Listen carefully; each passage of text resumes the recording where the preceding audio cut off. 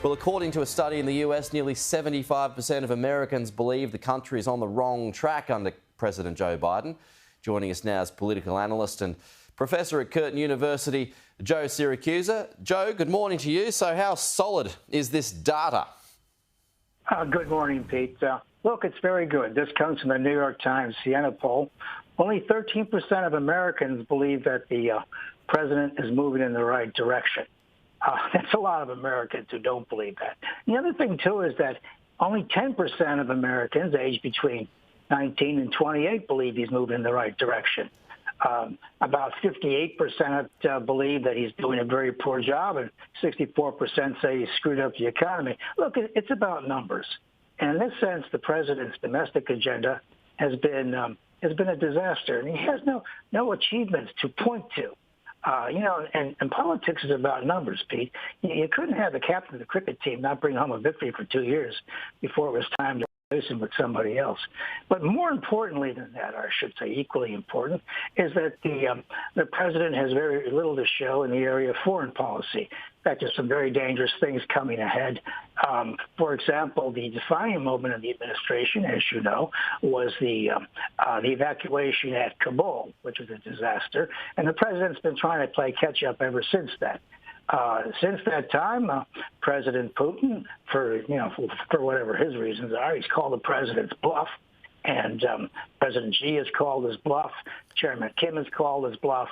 And so on and so on. So we have a president, Pete, who, even though he's commander-in-chief of the most powerful military in the world, has become irrelevant. Yeah. Putin can do what he wants because he doesn't have to talk to Biden anymore. So I think the president's usefulness has come to an end. Right. And, well, go ahead. Just on some of his wins, and you make some pretty good points there, Joe, as usual. But I mean, some will refer to some pieces of legislation anyway that could amount to wins on the local scene. The Inflation Reduction Act, one of them, just reading off from here. Is that much of a marker in your view? No, that's just hot air. The Congressional Research Office has shown that it will amount to zero at the end of the day. Right. And because, more money in the system creates inflation, and because, more money is chasing fewer products and services.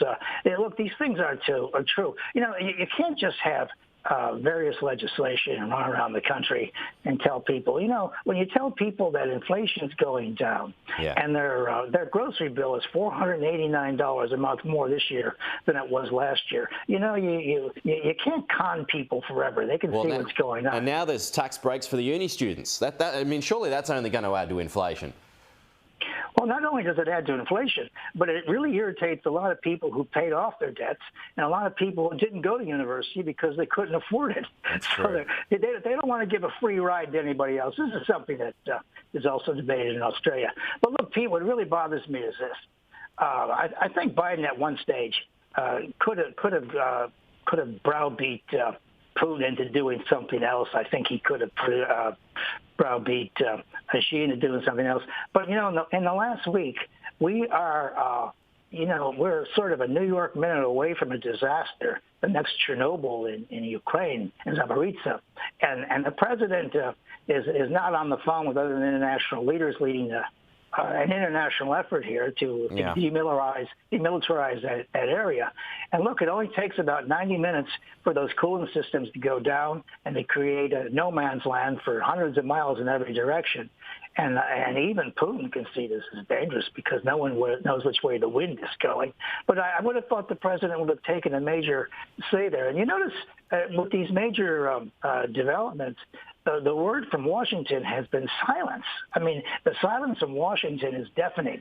Yeah. And that means because the president, look, has to do with his age or anything. He's just failed miserably in the last 2 years. Right. And look, I don't know, this isn't about, voting for the next guy or voting for the opposition or anything. It's just that the president has nothing to show for his 2 years, and he's on the cusp of disaster here. And frankly, there comes a time when it would be the honorable thing for him just to simply turn it over to somebody else, as happens in the parliamentary system. Just let's get back. A couple of quick ones here on the raid of the Mar-a-Lago compound. Redacted documents have been released to great fanfare over the weekend, Joe. Does that change the game, in your view, at all? No, not at all. There's nothing there that they didn't say was there before. They throw around these top secret and classified headings. I mean, these are pretty common things.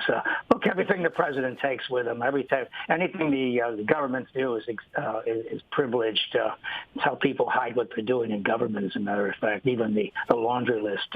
No, they don't have any more on them. I know all the anti-Trump media people are whipping this thing up, and to say that the president is guilty of taking secret documents, Pete, I keep saying this. There ain't no secrets. I mean, but isn't it true that, like, if anything is written by the president, right? Is it classified? I mean, he might write a lunch order down. Is something as inane as that become classified because it's written by the president? Hey, look, all of his meetings at Stormy Daniels were secret codes, secret messages. Yeah, that's what people do. I mean, everything in government.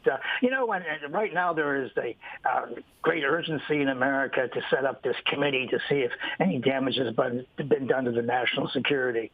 And, of course, I have to laugh at this. I mean, these people wouldn't even know what national security is or national interest. These are hotly debated terms which we've been talking about for 50 years. All I know is that if there is a problem in the world, no one's calling the president, and the president, interestingly, isn't calling anybody up to help solve the problem. So I don't get it. No, we're almost out of time, Joe, but I do want to ask you these comments from Mark Zuckerberg last week. He's spoken to the Joe Rogan podcast in which he suggested that the FBI may have had a conversation with him, basically suggesting that algorithms would be affected if there's going to be a dump of Trump documents. I mean, I just want to ask you if this would in any way amount to involvement in the election. Well, yes. I mean, Zuckerberg and other leaders in social media, let's face it, they are the Wild West. They're America's oligarchs. They're all over, and they do whatever they want to do with these massive incomes and organizations. Now, that's inappropriate. And, the fact that the FBI is in conversation with social media tells me that there's something wrong with this picture. That shouldn't happen, as a matter of fact. Look, it isn't all the FBI. The people in the field are doing a good job. It's Washington is going in a different direction. They're trying to politicize things. Yeah. And but is it wrong to say the FBI interfered with the election? Well, yes. I think the FBI has interfered with the election. I mean, my goodness, you remember, you and I were covering this, and Jim Comey telling everybody that Hillary's okay, and then she's not okay, and then she is okay, and then going after Trump with that phony Steele dossier about all of his supposed goings on in a Moscow hotel. That's ridiculous. And the fact that the FBI can even open their mouths about American politics, like the military, like even the military chiefs today. They're giving political seminars or press conferences around the world. I mean, everybody's got a say in this, but none of them really have any power to make things happen. But anyway, the everything in Washington is politics, and politics is the struggle for power. And I think we're going to have one hell of a 2024 after the midterms in November. Another one. Joe Siracusa, thanks as always. We'll talk to you again soon.